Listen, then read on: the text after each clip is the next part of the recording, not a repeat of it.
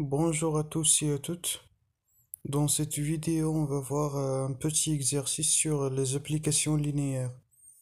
C'est une application du théorème du rang. Alors, avant tout, on va faire la définition du rang de f, d'une application linéaire f. Alors, on appelle rang de f le nombre qui est la dimension de l'image de f. Et le théorème du rang, il met en relation la dimension du noyau de f et l'image de f. Alors la dimension de l'espace de départ de l'application linéaire f est égale à la somme de la dimension du noyau plus le rang de f. Alors une application de ce théorème, c'est qu'on peut savoir parfois si une application il peut être injective ou surjective.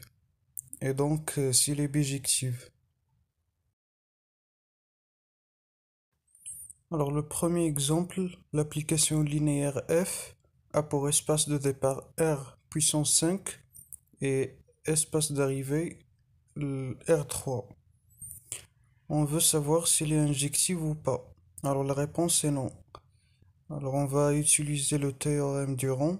On sait que la dimension du noyau de f et le rang du f égale à la dimension de l'espace de départ.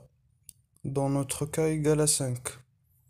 Et aussi le rang de f est inférieur ou égal à 3, car c'est un sous-espace vectoriel de r à la puissance 3. Et donc la dimension du noyau est supérieure ou égale à 2. Or, une application injective, si et seulement si la dimension du noyau est 0, lorsque le noyau est réduit à au vecteur nul. Et la dimension du vecteur de l'espace qui contient le vecteur nul ne peut pas être supérieur strictement à 2. Donc f n'est pas injective et donc pas bijective.